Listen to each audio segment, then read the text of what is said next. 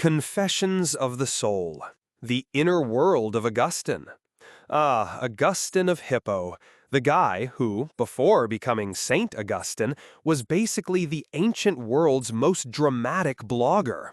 And his blog, Confessions, is a masterpiece of introspective angst.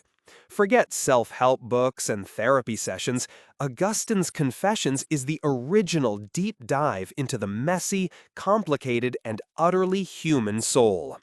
He was the first person to truly bear it all, not just for a diary, but for the world, and more importantly, for God.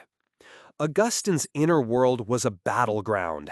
He wasn't one of those saints who just woke up one day and decided to be pious. Oh no. He was a party boy, a rhetoric professor who loved a good argument, and a man who famously prayed, "Grant me chastity and continence, but not yet." It's this raw honesty that makes Confessions so compelling. He lays out his sins, the lust, the vanity, the intellectual arrogance, not to brag, but to show the long, arduous road to redemption. He's basically saying, look at this train wreck of a life, and then look at how God, in his infinite mercy, salvaged it. He wasn't just confessing his sins, though. He was confessing the very nature of the human condition. He explored memory, the passage of time, and the very act of thinking itself. He was doing a psychological autopsy on his own mind, all in an effort to understand his relationship with God. He saw his soul as a mirror, a reflection of the divine, albeit a very smudged and cracked one. He was wrestling with big questions. Why do we do the things we know are wrong? What is the nature of evil? And what does it truly mean to love God? Confessions is a journey from the outer world of worldly desires to the inner world of the soul, and then outward again to God. It's a testament to the power of self-reflection and the idea that our personal stories, in all their flawed glory, are a part of a much larger, divine narrative. It's a book that reminds us that even saints had to struggle with temptation and doubt, and that the path to holiness is rarely a straight line. Time and eternity. Augustine's philosophical puzzle.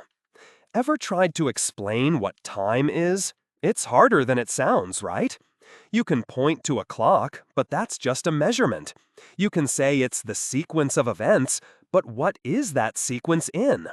This is the rabbit hole Augustine jumped down, and he did it with the kind of intellectual fervor you'd expect from a man who was already wrestling with his past sins and future salvation.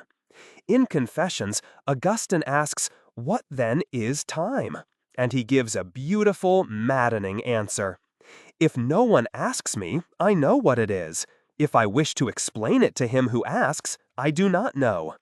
It's a puzzle, a paradox that he can't quite solve, but he can circle around it with brilliant insights.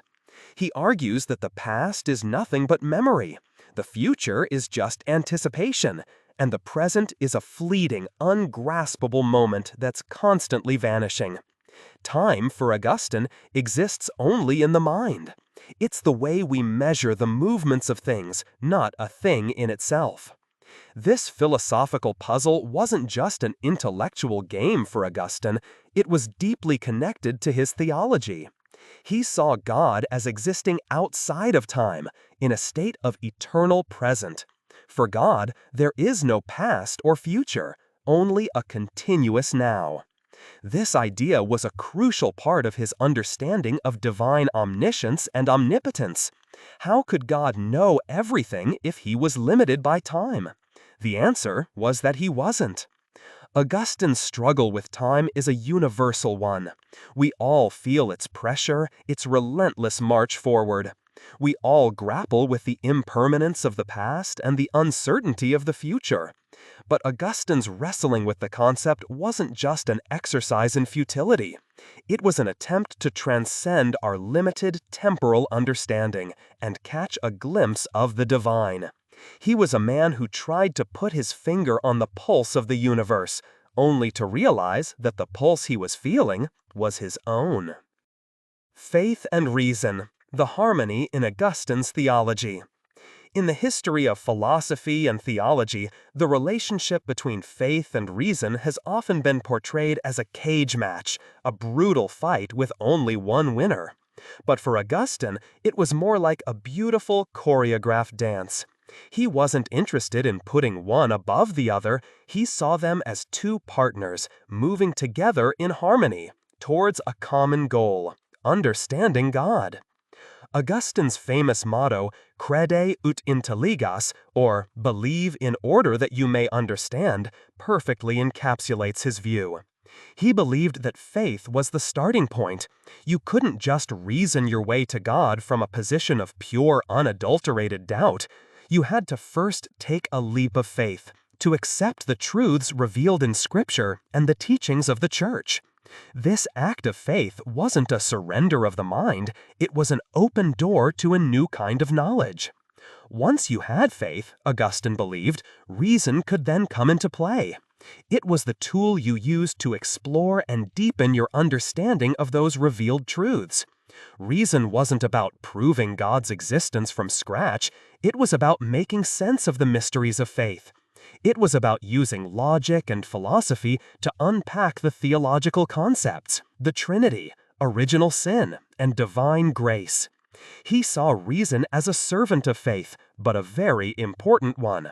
It was the lighthouse that guided the ship of faith, preventing it from crashing on the rocks of heresy and intellectual confusion. Augustine's approach was a revolutionary synthesis. He took the intellectual tools of the ancient Greek philosophers, Plato and Plotinus, and used them to build a robust Christian theology. He showed that you didn't have to choose between being a brilliant philosopher and a devout Christian. You could be both. In a world that often sees a divide between the head and the heart, Augustine reminds us that true wisdom comes from the beautiful union of the two. The problem of evil. Augustine's theodicy explored. If God is all-powerful, all-knowing, and all-good, why is there so much suffering in the world? This is the problem of evil, the age-old question that has been the bane of theologians and the favorite weapon of atheists. Augustine, being the brilliant and deeply spiritual thinker he was, didn't shy away from this challenge. He confronted it head-on, and in doing so, he developed one of the most influential theodicies, explanations for why evil exists in the history of Western thought. Augustine's genius was in redefining evil. He argued that evil wasn't a thing in itself, a substance that God created. Instead, he proposed that evil was a privation of good, a lack or absence of something that should be there. It's like darkness isn't a thing, it's just the absence of light.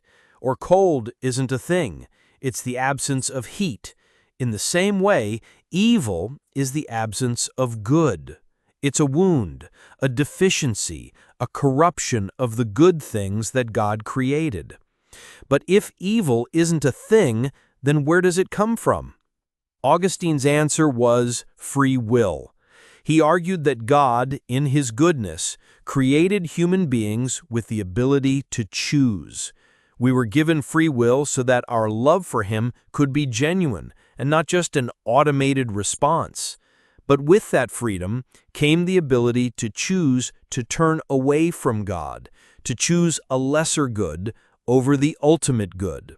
This choice, this turning away, is what Augustine called sin. So the suffering we see in the world is not God's fault, it's ours. It's the consequence of our collective misuse of free will, a fall from the original state of perfection.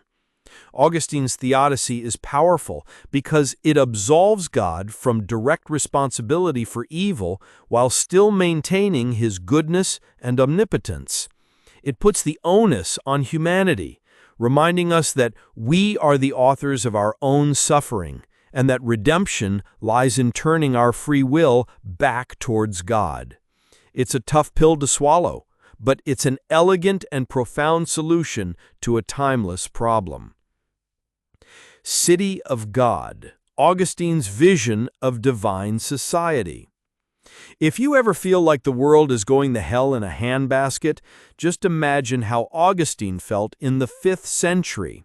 The Roman Empire, the seemingly eternal beacon of civilization, was crumbling. The Visigoths sacked Rome, and everyone was panicking. Some pagans blamed the Christians, saying that abandoning the old gods had angered them. Augustine's response was a massive 22-book intellectual epic called The City of God. It was part history lesson, part political philosophy, and part theological mic drop. In The City of God, Augustine presents a grand, overarching vision of human history, not as a linear march towards worldly progress, but as a cosmic drama between two symbolic societies, the City of God and the City of Man. The City of God is made up of all those who love God and seek to live according to His will. It's not a literal place. It's a spiritual community that exists both in heaven and on earth. The City of Man, on the other hand, is made up of all those who love themselves and earthly things more than God. It's a society built on pride, ambition, and the pursuit of fleeting pleasures. Augustine's vision was a revolutionary piece of political theology. It provided a new framework for understanding history and society, one that was no longer tied to the fate of a particular empire. It gave Christians a sense of hope and purpose, even as their world seemed to be falling apart. It taught them that their true home wasn't Rome or any other earthly city, but in the divine society of God. It's a vision that still resonates today, reminding us that our ultimate values and allegiances should transcend the political and social dramas of our time.